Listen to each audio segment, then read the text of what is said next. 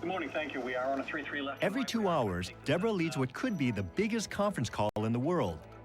Thousands of passengers' lives are on the line.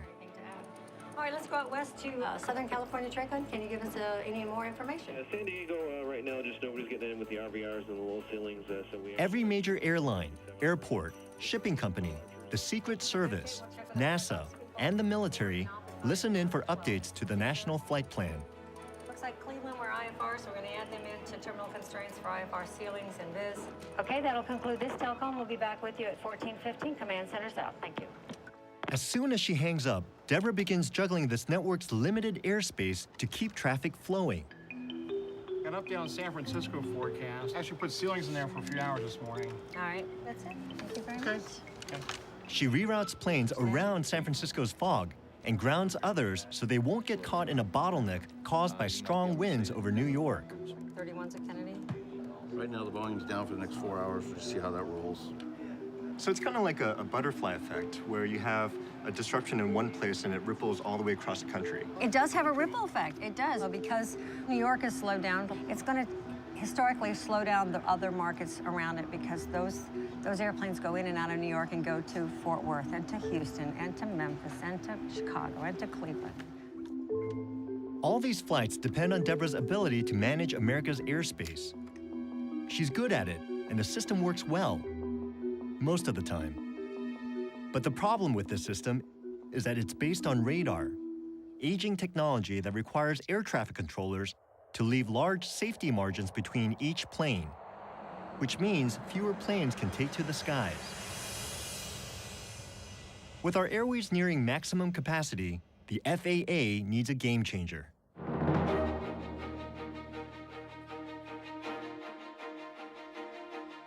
If the air beacons in Montana recall aviation's past, you can get a taste of our future by heading to an even more isolated part of the country. This is rush hour in Juneau, Alaska. Only 10% of this state is accessible by road, so up here, everyday commuting depends on pilots like Sam Wright. Wow, it's beautiful. This totally beats my own commute. Welcome to my office.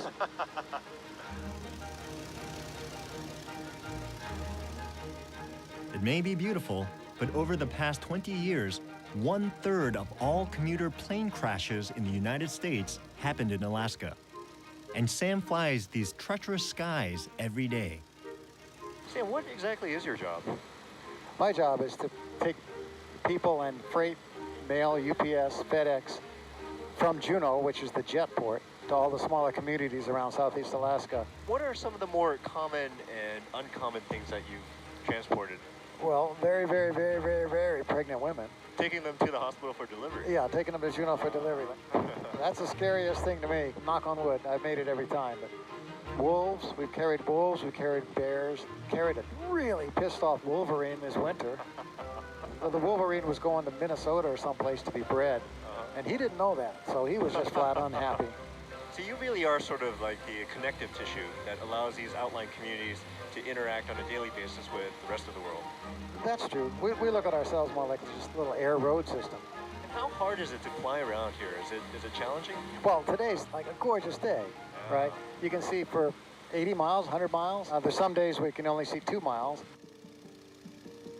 In Alaska, as in Montana, rows of mountains block radar signals. And the snow and fog can quickly roll in from the ocean, forcing pilots to fly blind among the glaciers. So pilots like Sam are using a new satellite-based GPS system, which, unlike radar, can reach every corner of their airspace.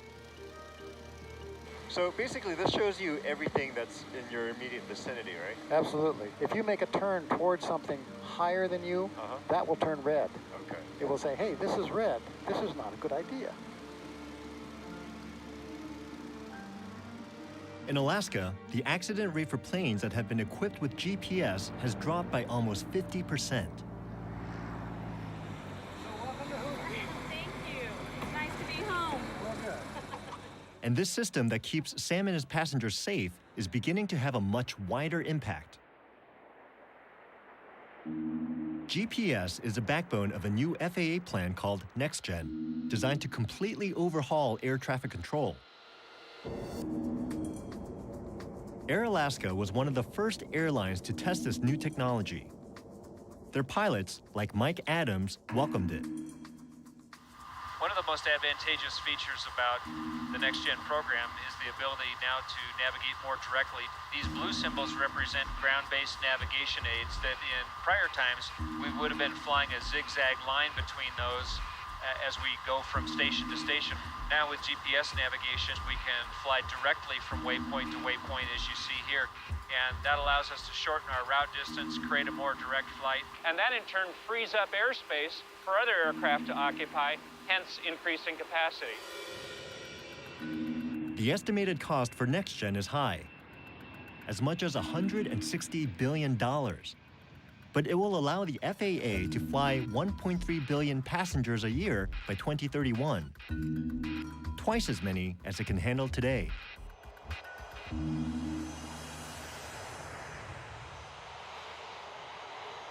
So far, I've been traveling mostly on planes and trains, all packed full of people. But most Americans prefer their personal space, so getting from A to B usually means one thing: cars.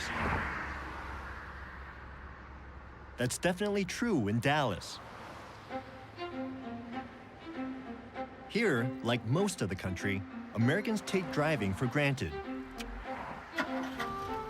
We turn the key and go. But while driving feels like individual choice, it's only possible because of our system of highways, which is one of the busiest and most sophisticated pieces of infrastructure in the world.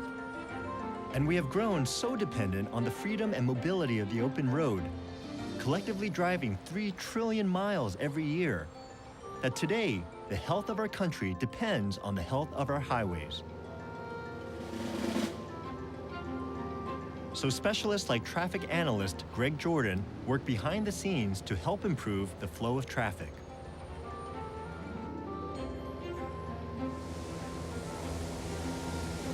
Look at that beauty. The interchange is oddly elegant. You know, it's kind of like some sort of geometric shapes. An aerial perspective will give you an insight that is sometimes very hard to get on the ground. He's right. From the sky, I can see where cars are bottlenecking and where they're moving along at a nice clip. Local transportation planners from New York to California value Greg's expertise. He provides data so they can see for themselves where they need to invest in roads, where they need to build new ones, or widen them, or increase highway patrol. And how are you actually getting that data? Well, it's mainly time-lapse photography. Looking at the snapshots Greg has taken over time, what strikes me is not just the roads themselves, but the number of housing developments hugging the highways. This is a new development. This is in Louisville. It's right near the newly completed State Highway 121. So these communities are only possible because of that freeway? The freeway is the lifeblood. People like to say, if you build it, they will come. And to a degree, that's true. Okay. You know, if you build it, that encourages people. This is what more and more of our country looks like today. A tapestry of suburban neighborhoods woven together by quiet streets and bordered by busy highways.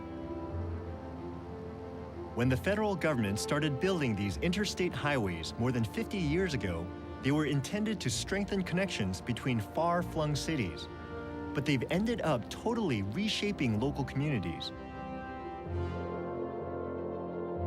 This is what the sleepy town of Arlington, Texas looked like in 1950. And this is what happened when Interstate 30 connected it to nearby Dallas and Fort Worth. Highways stretching north from Dallas lured people out to the cheap land and open space of Arlington and other suburbs like this one, Colleyville.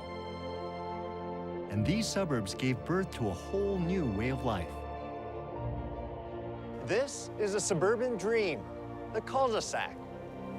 Big houses surrounded by green lawns on a street with no through traffic. But living here comes at a cost.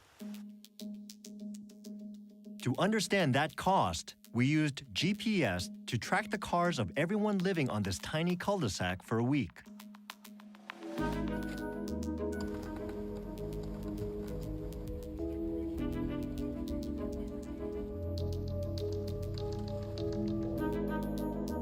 Each color represents one of the 5 families. That pink car is Phil Thompson heading to work. There's Sabre Ewing driving her sons to school. Her husband Kip in the red car is on his way to the airport for a business trip. Our car culture is so common now that we forget how different it is from the rhythms of urban American life just a half-century ago.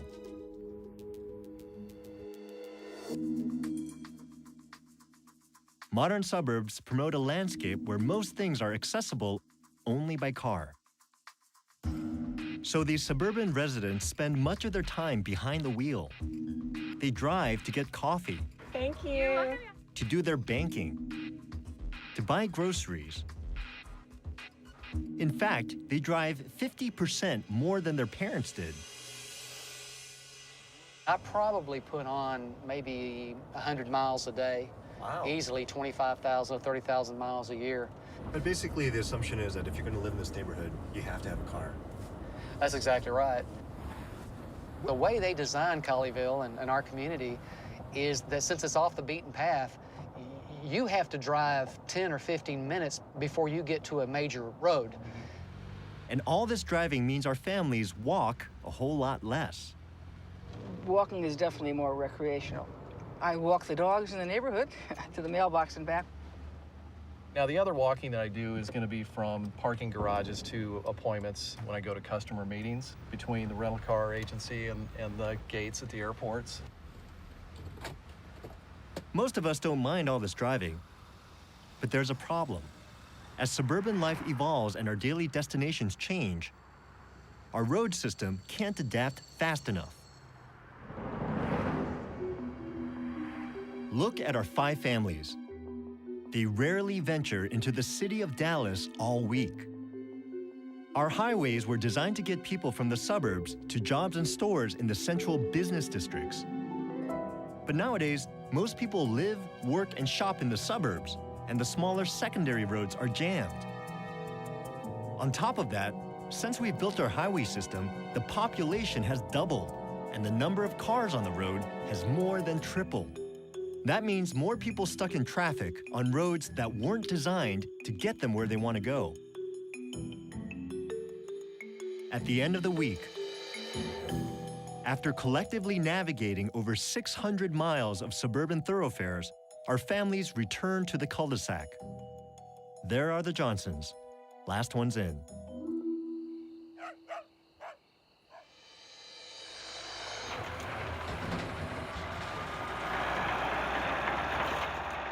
Meanwhile, a few miles away, road construction crews are just beginning their workday. In the Dallas-Fort Worth area, planners are trying to reduce congestion by building their way out of the problem. This place is home to more road construction than anywhere else in the country. But it won't be long before this freeway attracts more people, creating more traffic and driving demand for even more roads. It's kind of an infinite construction loop. So some places are taking a different approach.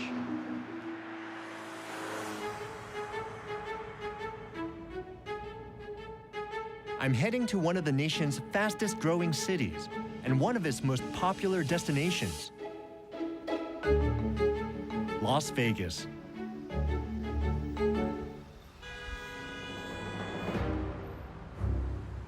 Each year, this city of 2 million has to move a rotating cast of 36 million visitors through its streets.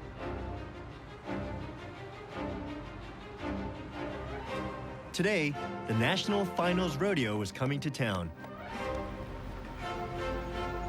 which means extra traffic pushing already crowded streets to their limit.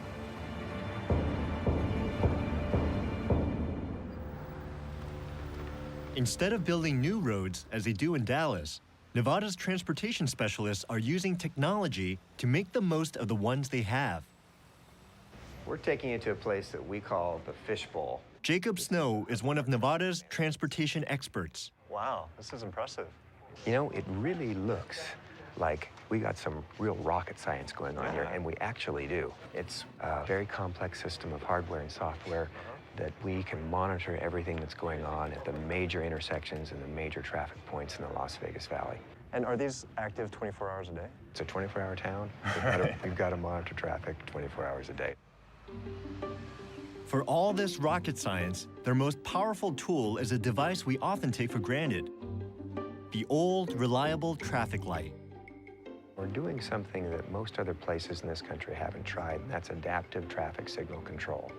If we get a lot of traffic on one particular direction or in one particular corridor, we need to make changes on the fly so we can distribute the traffic more efficiently. It's really a big brother type approach. Hundreds of cameras feed real-time traffic data to the Fishbowl, where staff can adjust 1,250 traffic signals to keep the roads moving. So you're not adding capacity by building new roads, you're just making the existing system smarter. That's correct. We can get about 20% additional capacity by implementing systems like this, and for 1/100th of the cost of a freeway or a roadway expansion. And it's not only cameras monitoring the action. As a Saturday night rush hour begins, I'm heading out to the field with one of Nevada's road managers, Chuck Leland, to see how he solves problems on the front lines. We do have some traffic backed up over there. Tens of thousands of rodeo fans are on their way to the stadium. That's the rodeo. Okay. It's zoo time. To get all those cowboys and cowgirls to the stadium, Chuck needs to make sure that each one of the city's busy intersections gets just the right amount of what he calls green time. I am a little concerned about Swenson. Why? That's a pretty long line of traffic back there. So what are you going to do about that? Okay, what we're seeing is a lot of empty roadway out here. We're going to steal a little green time from the throughs, and we're going to try and give it over here. That's a really interesting way to think about it. I never thought of traffic that way, but you're actually thinking of green time as like a scarce resource, a finite resource, and you're trying to allocate it in the most efficient way possible. That's exactly what we do. Hey, Kevin, it's Chuck. What we need is at Paradise. Chuck calls a Fishbowl to order up a new light pattern. Southbound on Paradise. Let's try and hold that one green as long as we can. Okay, got it. I'll be downloading it in just a second. There's just no way you can get everybody green. It's not going to happen. So the best we can do is, if you do have to stop here, I want to get you as many lights down the street as I can before I have to stop you again. Light by light, intersection by intersection, Chuck stays one step ahead of gridlock and gets everyone to the rodeo. Ladies and gentlemen, we are ready to ride in the city of lights and cowboys. Ouch. Ouch. Whoop it up a little with him. Come on.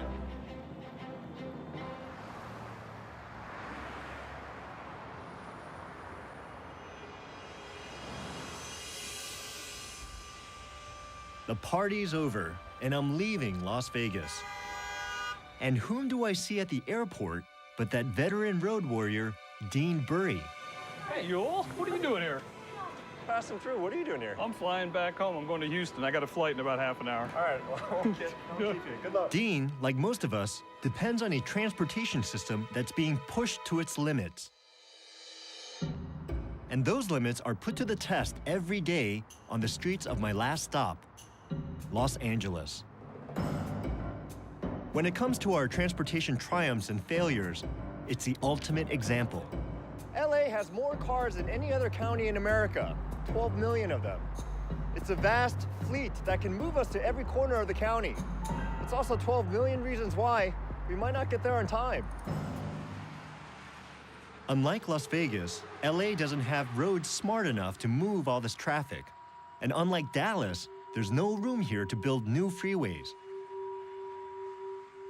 It's one more system limited by plans made in another era. 100 years ago, most people in Los Angeles traveled by streetcar, and they had the largest urban rail network in the world. Then in the 1940s, the city abandoned streetcars and began an unprecedented freeway building frenzy. This set of aerial surveys shows how freeways were designed to cut through neighborhoods. That prompted activists to fight back and block construction of new roads. As a result, LA was left with the worst of both worlds: devastated neighborhoods and an incomplete freeway system. This original freeway plan promised an additional 1,500 miles of road. And here's what was actually built: just 918 extra miles. And the city has had to deal with that shortfall. Every driver in LA experiences 64 hours of delays on average every year. Nearly 3 entire days spent stuck in traffic. One man who has spent his life soaring high above it all can offer unique insights into the city's complex relationship with its cars. This is the way to get around LA. We're probably going to cruise at about 115 miles per hour, which is certainly better than what we're looking at down below us on the I-5 freeway, where they're inching along at probably 3 miles per hour. Right. Hey, listen, let me just take a break here. I've got a report coming up on the station. Well, once again, we wanted to tell you about that SIG alert up on the 210. Commander Chuck Street is the city's last radio traffic reporter who still pilots a helicopter to hunt down bottlenecks. And so far, the eastbound 210 freeway is backed up to the 118. You know, I've been up here doing a traffic watch over Los Angeles for 27 years. Have you seen a lot of changes in traffic? Of course, the traffic is worse, a lot more volume. Rush hour starts earlier, lasts longer. It starts out at some of the freeways coming in from the east at 5 a.m. Wow. And it probably goes until about 8 p.m. So calling it rush hour is sort of a misnomer. It's more like rush day. Yeah, even the word rush I don't think is appropriate. For some reason here in Southern California, commuters are really independent souls. And they really like having that freedom. But also, I think that an automobile is kind of a statement about them and who they are, or at least who they think they are. It's part of their identity, really. What do you think is going to happen over time? Well, I think the freeways will get so slow where a lot of people will just decide it's not worth the grief and the stress. So hopefully they will start embracing mass transit. A revival of its mass transit system might be LA's best hope to keep the city moving. So the city is now investing in a dozen projects like this one. You're looking at an old streetcar route that was paved over years ago, and now it's being reclaimed for a new light rail line. Infrastructure's cycle of life. But these projects are big and expensive. And it's hard to imagine the people of Los Angeles giving up their deep-rooted car culture. LA's endless tangle of roads and freeways. Another system at the breaking point. Like many other transportation networks, there are plenty of ideas on how to fix this. But the question is, will we? At every stage of our history, we have answered the challenge of how to connect a country and move a nation. Today, we're at another crossroads. Technology offers new solutions, but to improve our system, we'll need to invest a lot of money and change old habits. Wow. This week, as a nation, we'll drive 60 billion miles. Traffic will make 3 million of us late for work. 22,000 freight cars will pass through the double hump on their way to every corner of the country, though they'll only average 10 miles per hour. Dean Bury will earn another 5,000 frequent flyer miles, and he'll have a lot of company in the air.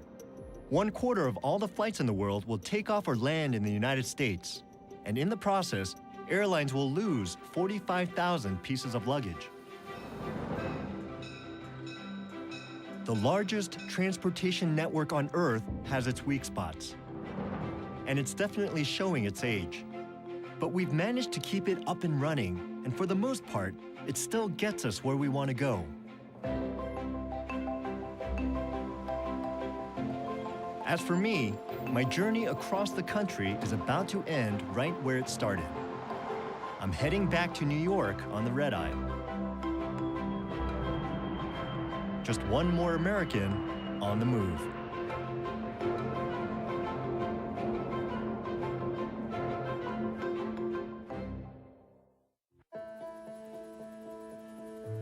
America Revealed is made possible by the Corporation for Public Broadcasting and by contributions to your PBS station from viewers like you. Thank you.